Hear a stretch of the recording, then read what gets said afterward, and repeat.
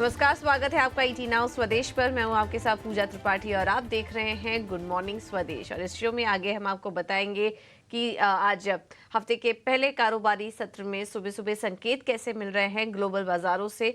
इसके अलावा एशियाई बाजारों की चाल कैसी है उसका अपडेट आपके सामने रखेंगे और साथ ही साथ खबरों वाले शेयर्स की पूरी डिटेल, ब्रोकरेज हाउस की रिपोर्ट और इसी के साथ ही साथ कमोडिटी मार्केट का पूरा एक्शन भी एक एक करके आपके सामने रखेंगे। लेकिन चलिए सबसे पहले शुरुआत करते हैं एशियाई बाजारों से। और इस वक्त शुरुआत काफ़ी मिलीजुली देखने को मिल रही है। गिफ्ट निफ्टी अगर देखेंगे तो वो हरे निशान में है, करीब 90 अंकों की मजबूती यहाँ पर है। हांगकांग के बाजार भी हरे निशान में कारोबार कर रहे हैं, करीब 164 अंकों की मजबूती यहाँ पर है। लेकिन वहीं दूसरी तरफ कोरिया, चीन और जापान के बाजार में वीकनेस दिखाई दे रही है। और जापान के बाजार देखिए 2.5% नीचे, करीब 900 अंकों से ज़्यादा की कमजोरी यहाँ पर देखने को मिल रही है। एक मुनाफा वसूली कह सकते हैं जापान के बाजारों में इस वक्त हावी है। और चीन और कोरिया के बाजार भी करीब 1.25% की कमजोरी के साथ कारोबार कर रहे हैं। अगर दूसरे ग्लोबल मार्केट्स की बात करें तो कल शुक्रवार के दिन भारतीय बाजार तो बंद थे, लेकिन अमेरिकी बाजारों का हाल अगर देखें तो वहां पर कमजोरी देखने को मिली। हालांकि शुरुआत काफी अच्छी हुई थी और रिकॉर्ड लेवल्स भी हमने देखे, लेकिन उसके बाद थोड़ी मुनाफा वसूली देखने को मिली। और अक्टूबर 2023 के बाद डाउ जोन्स के लिए पिछला हफ्ता काफी खराब रहा। काफी कुछ एक्शन हुआ वहां पर। निविडिया में 5% की गिरावट आई है, उसके बाद नास्डैक में दबाव था और नास्डैक में 1% की कमजोरी देखने को मिली। वहीं पिछले हफ्ते डाउ जोन्स में करीब 1%, S&P 500 में करीब 1.25% और नास्डैक में 1% से ज्यादा की गिरावट पिछले पूरे हफ्ते देखने को मिली। शुक्रवार को जॉब रिपोर्ट के आंकड़े भी आए जो कि मिले जुले देखने को मिले हैं। एक तरफ बेरोजगारी दर बढ़ी है, जिसके चलते अब माना जा रहा है कि ब्याज दरों में कटौती होने की संभावना जल्द बताई जा रही है। बेरोजगारी दर वहां पर 3.9% थी जो कि अनुमान से ज्यादा थी। लेकिन वहीं दूसरी तरफ जो नई नौकरियां जुड़ी हैं वो भी अनुमान से बेहतर है। 1.98 लाख का अनुमान कर रहे थे, उसके मुकाबले 2.75 लाख की नई नौकरियां जुड़ी हैं। तो काफी मिले जुले रहे जॉब रिपोर्ट के आंकड़े, लेकिन बाजार ने पसंद किया बेरोजगारी आंकड़ों को। और इसके बाद जो महंगाई के आंकड़े आ रहे हैं, इन तमाम आंकड़ों को देखते हुए अब माना जा रहा है कि फेड ब्याज दरों में इस साल जल्द ही कटौती कर सकता है। इसके अलावा इस हफ्ते कुछ और भी महंगाई के आंकड़े, सीपीआई और पीपीआई के आंकड़े आएंगे, उस पर भी नजर रहेगी। एशियाई बाजारों की हमने बात की। 4 महीने में पहली बार चीन में ऐसा हुआ कि महंगाई के आंकड़ों में बढ़त देखने को मिली। अभी तक वहां पर डिफ्लेशन था, तो उस जोन से बाहर निकला चीन। और जापान के बाजार भी टेक्निकल रिसेशन से बाहर निकलते हुए दिखाई दिए। चौथी तिमाही में 0.4% की बढ़त वहां पर भी देखने को मिली। तो ये कुछ आंकड़े वहां पर आए हैं। यूरोप के बाजार भी कमजोरी थे। अन्य संकेतों को देखें तो बॉन्ड यील्ड सपाट 4% के आसपास, डॉलर इंडेक्स में कमी आई बेरोजगारी आंकड़ों की देखने के बाद। और अब सोने में हमने देखा कि लगातार तेजी जारी है। जॉब रिपोर्ट के बाद ब्याज दरों में अब कटौती की संभावना जो बढ़ती हुई नजर आ रही है, उसके बाद हमने देखा कि सोने में तेजी देखने को मिल रही है। कच्चे तेल के लिए काफी सारे फैक्टर्स हैं, दोनों साइड के फैक्टर्स काम कर रहे हैं। इस वजह से हम कच्चे तेल में एक दायरे में कारोबार देख रहे हैं। और अब पिछले पूरे हफ्ते यूएस क्रूड करीब 2% की गिरावट वहां पर देखने को मिली।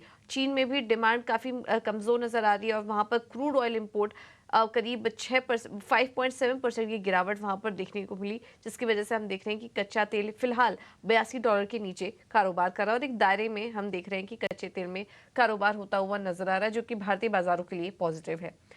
कुल मिला के आज संकेत देखें, अगर एशियाई बाजारों को देखें और ग्लोबल मार्केट से संकेत देखें तो थोड़ा नेगेटिव संकेत मिल रहे हैं आज भारतीय बाजारों के लिए। हालांकि गिफ्ट निफ्टी हल्का ऊपर है, लेकिन काफी मिले जुले संकेत आ रहे हैं ग्लोबल बाजारों से। तो देखना होगा कि ये सारे फैक्टर्स भारतीय बाजारों पर किस तरह से असर डालते हैं।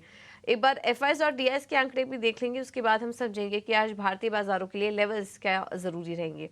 कैश मार्केट में अच्छे आंकड़े आए हैं। एफआईआईज ने 7,304 करोड़ की खरीदारी की है, वहीं डीआईआईज की तरफ से भी 2,601 करोड़ की खरीदारी हुई है। तो काफी मजबूत आंकड़े आ रहे हैं एफआईआईज और डीआईआईज की तरफ से। इंडेक्स फ्यूचर में भी खरीदारी का आंकड़ा है करीब 1,390 करोड़ का, और इंडेक्स ऑप्शन में 2,702 करोड़ की बिकवाली का आंकड़ा नजर आ रहा है। तो एफआईआईज और डीआईआईज के आंकड़े देखें तो वो तो काफी मजबूत नजर आ रहे हैं। ग्लोबल मार्केट से संकेत मिले जुले हैं। अब आते हैं भारतीय बाजारों पर, और आज के लिए लेवल्स कौन से इंपॉर्टेंट होंगे ये समझ लेते हैं। हमारे साथ डिम्पी कालरा जुड़ चुके हैं फोन लाइन पर पूरा अपडेट लेकर। डिम्पी, गुड मॉर्निंग, बताइए। गुड मॉर्निंग पूजा। देखिए, पिछले हफ्ते के अंदर भी मार्केट ने अपने आप को संभाला और हालांकि रेजिस्टेंस तो ब्रेक नहीं कर पाया, लेकिन उसके बावजूद उसने सपोर्ट को भी बहुत अच्छे से मैनेज किया है। ये हफ्ता भी थोड़ा मार्केट का कंसोलिडेशन के नाम पे निकलेगा। जैसे अभी आप खुद ग्लोबल मार्केट बता रहे थे वो वीक है, बट गिफ्ट निफ्टी थोड़ा स्ट्रांग है। तो इसका मतलब ये है कि मार्केट अभी भी एक रेंज में अपने आप को रखेगा और एक कंसोलिडेशन का ही रेंज दिखेगा।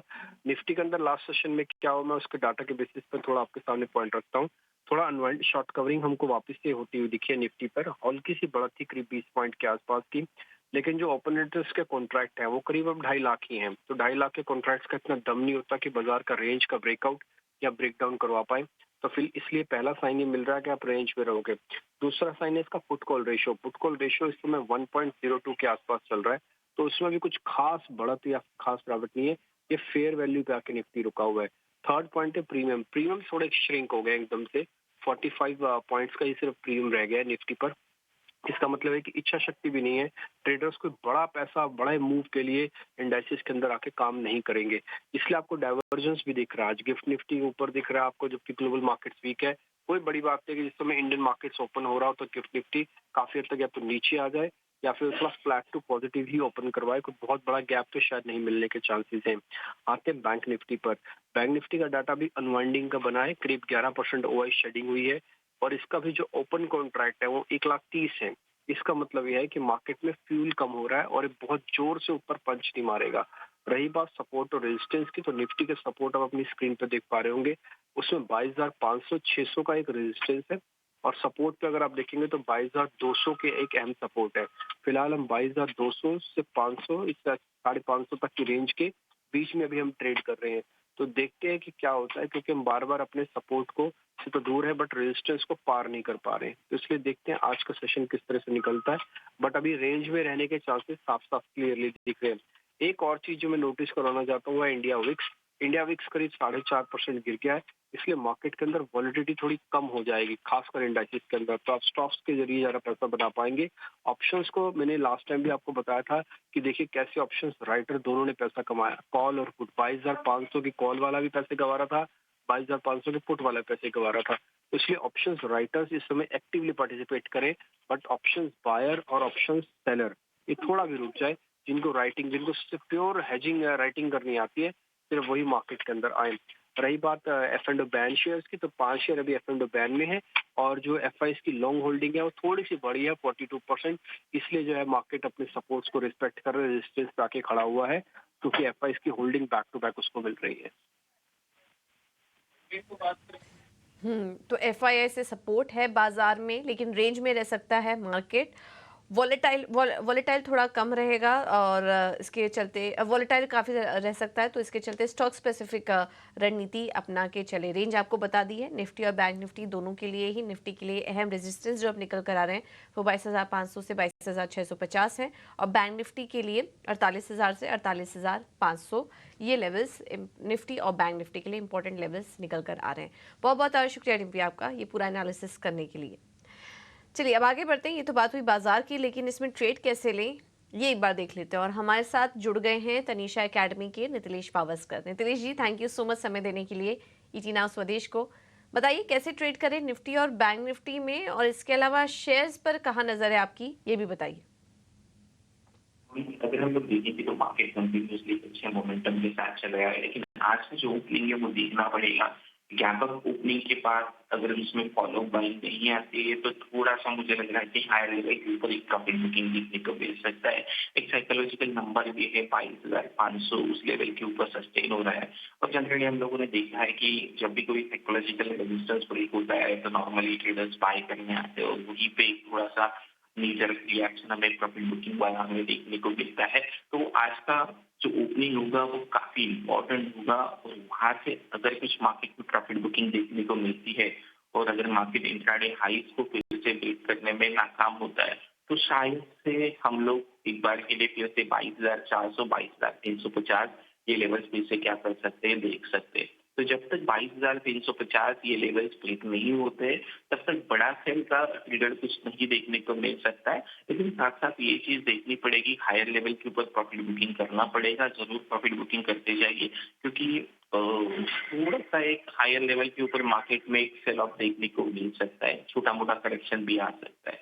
और अभी बैंक निफ्टी की बात, तो इम्पोर्टेंट रेजिस्टेंस जो होगा वो 48,500 से लेके 48,600, यहाँ पे प्रॉफिट बुकिंग की राय होगी। और नीचे में जब तक बाजार 47,700 ये लेवल को ब्रीच नहीं करता है, तब तक बड़ा सेल ऑफ हमें देखने को नहीं मिल सकता है। तो स्टॉक स्पेसिफिक अगर हम लोग बात करेंगे तो मुझे लग रहा है कि टीसीएस में एक अच्छा खासा सेल साइड ट्रेड हम लोग प्लान करके चल सकते हैं। लोअर लेवल से अच्छा खासा रिकवरी देखने को मिला है, हायर लेवल के ऊपर रेजिस्टेंस है, इन्वेस्ट करने चल रहा है और चार्ट के ऊपर। तो टीसीएस में हम लोग सेल बना के चल सकते हैं 4110 से लेके 4120, ये रेंज में भी क्वाली करना है। 4145 का स्ट्रिक्टली स्टॉप लॉस मेंटेन करना है। टारगेट की अगर हम लोग बात करेंगे तो 4060 से लेके 4040, ये टारगेट के लिए हम लोग प्लान कर सकते हैं। ठीक है, तो स्टॉक स्पेसिफिक रणनीति पर नज़र डालिए। टीसीएस यहाँ पर आप बिकवाली करके चल सकते हैं और लेवल्स एक बार आपको वापस से दिखा देते हैं। 4060 4040 के लेवल्स दिखाई दे सकते हैं। टीसीएस में स्टॉप लॉस होगा 4145 का और ओपनिंग पर आज नज़र रहेगी। बाजार की ओपनिंग किस तरीके से होती है ये इंपॉर्टेंट होगा देखना और उसके बाद आपको ये ट्रेड ले। और जैसा कि निम्फी भी आपको बता रहे थे कि एक रेंज में रह सकता है, उस रेंज को रिस्पेक्ट कीजिए आज बाजार में। बात करते हैं खबरों वाले शेयर्स की। हमारे साथ शरद जुड़ चुके हैं पूरा अपडेट लेकर। शरद, गुड मॉर्निंग, बताइए। गुड मॉर्निंग पूजा। तो सबसे पहले टाटा ग्रुप स्टॉक्स फोकस में रहेंगे और यहाँ पे जो सोर्सेज बता रहे 18 और स्वदेश को कि आरबीआई ने जो डिक्लाइन कर दिया है टाटा सन्स का रिक्वेस्ट, जहाँ पे कुछ एग्जेम्पशंस होने चाहिए थे ताकि वो लिस्टिंग हो पाए। अभी जो आरबीआई रूल्स है सितंबर 2022 में जो आई थी, जहाँ पे टाटा सन्स को उन्होंने एनबीएफसी के जो अपर लेयर की कोर इन्वेस्टमेंट कंपनी उसके डेफिनेशन में ले आया है। इसका इम्पैक्ट यही है कि टाटा सन्स जो है अपनी शेयर्स को लिस्ट करना होगा उन्हें सितंबर 2025 में। अब टाटा ग्रुप जो है बहुत सारे रिस्ट्रक्चरिंग के भी तरीके अब ढूंढ रहे हैं, तो उसके कारण जो है ना ऑफकोर्स आज Tata group of stocks focus में रहेंगे, स्पेशली टाटा केमिकल जहाँ पे स्टॉक लगभग 40% भागा था लास्ट वीक। और ऑफकोर्स सिटी का भी रिपोर्ट आया कि जो यूएस के जो कॉस्टिक सोडा के जो प्रोड्यूसर्स हैं उन्होंने एक्सपेक्ट कर रहे हैं कि अप्रैल में प्राइस की इंक्रीज देखने मिल सकती है। अब ओएमसी स्टॉक्स आईओसीएल बीपीसीएल भी फोकस में रहेंगे। यहाँ पे थोड़ी सेंटिमेंटली नेगेटिव इम्पैक्ट आ सकता है क्योंकि प्राइम मिनिस्टर ने जो है हाल ही में अनाउंस किया था कि जो एलपीजी सिलेंडर है वहाँ पे 100 रुपये प्रति सिलेंडर की जो प्राइस है उसमें कट देखने मिलेगी। हालांकि याद रखिए ऑयल मिनिस्टर ने अभी कह दिया कि अभी फ्यूल प्राइसेस में कट नहीं आए हैं। अपोलो टायर्स, जेके टायर्स, टायर स्टॉक्स भी फोकस में रहने वाले हैं। यहाँ पे जो ट्रक बस रेडियल की जो सेगमेंट है वहाँ पे प्राइस की कट हुई है लगभग 1.5 से लेकर 2% तक। ये लगातार दूसरा कट देखने मिल रहा है क्योंकि अब डिमांड थोड़ी सी वीक हो रही है। अगर बात करें तो प्रीमियम के नंबर्स की बात कर लेते, फरवरी में जो लाइफ इंश्योरेंस सेगमेंट है वहाँ पे तो प्राइवेट सेगमेंट में तो अच्छी ग्रोथ आई थी 25% से 30%, बट एलआईसी यहाँ पे जो है लगभग 13% का ही ग्रोथ आया, अंडर परफॉर्म किया है अपने प्राइवेट पीएस के साथ। हालांकि ग्रोथ ज़रूर देखने मिली है। टीटागढ़ वैगन को एक बड़ा ऑर्डर आया है लगभग 2000 करोड़ का, 4000 से ज़्यादा वैगन्स जो है सप्लाई करेंगे इंडियन रेलवेज़ को। इंटरग्लोब एविएशन में आज ब्लॉक डील हो सकती है जहां पे प्रमोटर गंगवाल, राकेश गंगवाल लगभग 6% स्टेक की बिकवाली कर सकते हैं। फ्लो प्राइस लगभग 6% डिस्काउंट पे है। बात करें पॉली मेडिक्योर की तो ये स्मॉल कैप कंपनी में एक बड़ा अनाउंसमेंट आया है, लगभग 800 करोड़ रुपए वो रेज करने वाले हैं, इक्विटी या डेट के जरिए हो सकता है। पीएसयू बैंक्स भी फोकस में रहने वाले हैं और यहाँ पे जो है फाइनेंस मिनिस्ट्री की एक इम्पॉर्टेंट अपडेट आई है जहाँ पे वो एक्सपेक्ट कर रहे हैं कि जो बैंक्स को पूछा गया है कि जो उनकी गोल्ड लोन की पोर्टफोलियो है उसको क्वालिटी को रिव्यू करें। ऑफकोर्स 2 बड़े बैंक्स हैं, उनके नाम नहीं लिए गए हैं, लेकिन उन्होंने ये मेंशन किया कि कुछ डेफिशिएंसीज आए हैं और हाल ही में जेएम फाइनेंशियल को लेके भी जो है उनको गोल्ड लोन पोर्टफोलियो को लेके जो है अपडेट आया था, स्पेशली उसकी क्वालिटी चेक करने के लिए। और आखिर में अगर बात करें जेएम फाइनेंशियल की तो यहाँ इंपॉर्टेंट अपडेट आया है, सेबी ने उन्हें डिबार कर दिया है नए मैंडेट्स लेने के लिए जब वो लीड मैनेजर बनते हैं आपके पब्लिक सेल ऑफ बॉन्ड्स को लेके। इनकी मार्केट शेयर अच्छी है, 40% का इनका मार्केट शेयर है, तो ऑफकोर्स थोड़ी इम्पैक्ट आएगी। लेकिन कंपनी ने भी जो है अपनी रिप्लाई किया है कि वो सारे जो आरबीआई के जो गाइडलाइंस उसको फॉलो करेंगे और कोई मटेरियल डेफिशिएंसीज उनके बॉन्ड इश्यूज़ में नहीं देखने मिली है। तो जेएम फाइनेंशियल का रिप्लाई भी आया है। और आखिर में इथॉस फोकस में रहेगा। ओवर द वीकेंड एक इम्पॉर्टेंट ट्रीटी हुई है जो साइन हुई है यूरोप के साथ और भारत के साथ।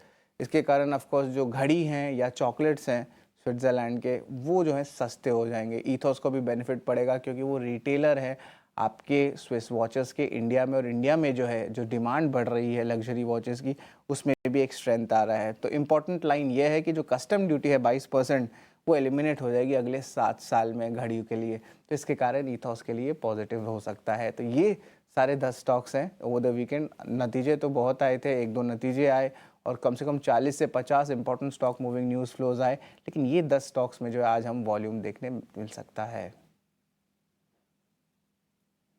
बिल्कुल, बहुत-बहुत शुक्रिया शरद आपका ये पूरा अपडेट देने के लिए। तो ओवर द वीकेंड क्योंकि लॉन्ग वीकेंड था, तो ढेर सारी खबरें आई, लेकिन जो उसमें 10 इम्पोर्टेंट खबरें थीं जहाँ पर कि वॉल्यूम वाइज एक्शन देखने को मिल सकता है, वो खबर और पूरा एनालिसिस अभी आपको शरद करके बताए थे। तो काफ़ी इंपॉर्टेंट खबरें हैं आज के लिए, इस पर नज़र रखिए। इन खबरों पर ब्रोकरेज रिपोर्ट्स क्या कह रही हैं, इस पर भी एक बार नज़र डाल लेते हैं। हमारे साथ डिटेल्स के साथ गौरव जुड़ चुके हैं। गौरव, गुड मॉर्निंग, बताइए। जी, सबसे पहले बात करते हैं एचडीएफसी बैंक की, जहाँ पे एक डाउनग्रेड हमें देखने को मिल रहा है, जहाँ पे सीएलएसए ने डाउनग्रेड किया है एचडीएफसी बैंक का टारगेट प्राइस अभी 1650 रुपीज़ पे, और जो रेटिंग है वो भी आउट परफॉर्म पे डाउनग्रेड की है। तो उनका मानना ये है कि आगे जाके हमें दो तरह के चैलेंजेस देखने को मिल सकते हैं डिपॉजिट्स में। एक तो है जो है हाई रेट आस्क रेट जो अभी फिलहाल के लिए चल रहा है, और इन्वायरमेंट जो है वो भी काफ़ी टफ चल रहा है, और इसी के चलते हुए उनके हिसाब से आगे जाके ईपीएस के एस्टीमेट जो है वो उन्होंने कट किए हैं 5% से ओवर द नेक्स्ट 2 ईयर्स। उसके अलावा उन्होंने लोन ग्रोथ में भी कहीं पे एक पेसिमिस्टिक व्यू देखने को मिल रहा है, जहाँ पे उन्होंने लोन ग्रोथ एस्टीमेट जो है वो 10% पे कर दिए है 15% से। एंड उसके अलावा उनका मानना यह है कि आगे जाके कहीं पे इम्प्रूवमेंट जो थे यील्ड्स में उसको ऑफसेट कर सकती है, जहाँ पे हमें कासा एक्रीशन की जो बात करते हैं हम लोग, और इसी के सबके चलते हुए उन्होंने जो टारगेट प्राइस है वो कट करके 1650 रुपीज़ का किया है। अगली बात करते हैं जोमेटो की, जहाँ पे मॉर्गन स्टैनली ने ओवरवेट रेटिंग मेंटेन करते हुए टारगेट प्राइस जो है वो 180 रुपीज़ का दिया है। तो उनका मानना है कि कुछ मीडिया रिपोर्ट्स के हिसाब से फ्लिपकार्ट और जेप्टो जैसे जो प्लेयर्स हैं वो अभी ई कॉमर्स सेगमेंट में आ रहे हैं, और इसी के चलते हुए उनका मानना ये है कि ये सब जो डेवलपमेंट्स है वो काफ़ी ये दर्शाती है कि क्विक कॉमर्स में काफ़ी रेलिवेंट ग्रोथ हमें देखने को मिल सकती है आगे जाके। ये सब जो डेवलपमेंट्स है वो ये भी एक दर्शाती है कि क्विक कॉमर्स मॉडल जो है वो काफ़ी अच्छे से काम कर रहा है, और इसी सब के चलते हुए उन्होंने एबिटा जो है आगे जाके जोमेटो का, वो उनका मानना यह है कि ब्लिंकिट में स्पेसिफिकली ये जो एबिटा है हमें ब्रेक इवन पॉइंट पर देखने को मिल सकता है Q1 FY25 में, और इसीलिए ये टारगेट प्राइस उन्होंने बरकरार रखा है 180 रुपीज़ पे। अगली बात करते हैं मारुति की, जहाँ पे सीएलएसए ने आउट परफॉर्म रेटिंग बरकरार रखते हुए टारगेट प्राइस बढ़ा के 12,890 रुपीज़ का किया है। तो उनका मानना यह है कि FY26 में पीवी सेगमेंट जो है वो काफ़ी अच्छा कर सकता है, सीएनजी व्हीकल्स में भी हमें काफ़ी अच्छा डिमांड देखने को मिल सकता है, और इसी के चलते हुए मारुति का जो एक लीडरशिप स्टांस है और लीडरशिप में जो मार्केट शेयर है वो हमें फिर से गेन होते हुए देखने को मिल सकता है। और उसके अलावा अगर हम शेयर प्राइस की बात करें तो वो एक इनएक्सपेंसिव रेंज में है, 10 साल के एवरेज के नीचे ट्रेड कर रहा है, और इसीलिए उन्होंने टारगेट प्राइस जो है वो 12,890 रुपीज़ पे बढ़ा के रखा है मारुति सुजुकी के लिए। और लास्ट में बात करते हैं इथॉस की, जहाँ पे एमके ने बाय रेटिंग बरकरार रखते हुए टारगेट प्राइस 2,850 रुपीज़ का दिया है। तो उनका मानना यह है कि इंडिया और जो 4 यूरोपियन नेशंस ने अभी फिलहाल के लिए जो trade and economic partnership sign की है उसका काफ़ी बड़ा बेनिफिशियरी हो सकता है इथॉस जो है वो, क्योंकि आगे जाके उनको 100 बिप्स का मार्जिन एक्सपांशन देखने को मिल रहा है, और यही सब चीज़ें आरओई पे भी काफ़ी पॉजिटिवली इम्पैक्ट करेगी इथॉस के लिए। और इसी सब के चलते हुए उनका जो ग्रोथ आउटलुक है वो भी 25% ग्रोथ देखने को मिल रहा है उनको मीडियम टर्म में केगर लेवल पे, और इसी के लिए उन्होंने टारगेट प्राइस जो है वो 2,850 रुपीज़ का रखा है, और एक बुलिश व्यू दिया है इथॉस के लिए। तो आगे जाके हम भी इन्हीं सब कंपनीज पे हमारी नज़र बनी रखेंगे। ओके, थैंक यू गौरव आपका ये सारी डिटेल्स देने के लिए। तो एथॉस पर नज़र रखें, इंपॉर्टेंट खबरें भी आ रही हैं और ब्रोकरेज रिपोर्ट्स भी हैं। एमके की खरीदारी की रिपोर्ट के साथ 2,850 का लक्ष्य देख रहे हैं। जोमेटो पर भी कुछ रिपोर्ट्स आई और ढेर सारी रिपोर्ट्स हैं जिस पर कि आगे हमारा फोकस रहेगा। अब आगे बढ़ेंगे और बात करेंगे कमोडिटी मार्केट से। हमारा संपर्क नहीं हो पा रहा है रवि दियोरा जी से, उन्होंने हमें लेकिन कुछ रणनीति बताई है, वो आपके सामने एक एक करके रखते हैं। एल्युमिनियम पर उन्होंने तेज़ी करने की सलाह दी है। 201 के आसपास मिले तब आप एल्युमिनियम में खरीदारी करके चल सकते हैं। टारगेट ये देख रहे हैं 205 रुपये का, और स्टॉप लॉस है 199 का। तो एल्युमिनियम में तेज़ी करने की सलाह 203 के आसपास है, लेकिन 201 के आसपास आए तब आप इसमें खरीदारी करके चल सकते हैं। तो ये कंडीशनल कॉल यहाँ पर एल्युमिनियम पर। वहीं क्रूड में यानी कि कच्चे तेल में बिकवाली करने की सलाह, और हम देख रहे हैं थोड़ी वीकनेस भी है। पिछला पूरा हफ्ता भी क्रूड में गिरावट ही देखने को मिली थी। अभी भी यहाँ पर आप बिकवाली करके चल सकते हैं, क्योंकि चीन के तरफ से भी मांग थोड़ी कमज़ोर नज़र आ रही है, तो उसका असर पड़ सकता है कच्चे तेल की चाल पर। 6,370 के लक्ष्य के लिए आप बिकवाली करके चलिए। स्टॉप लॉस होगा 6,580 का। तो क्रूड में बिकवाली, एल्यूमिनियम में तेज़ी करने की सलाह यहाँ पर रवि की तरफ से आ रही है।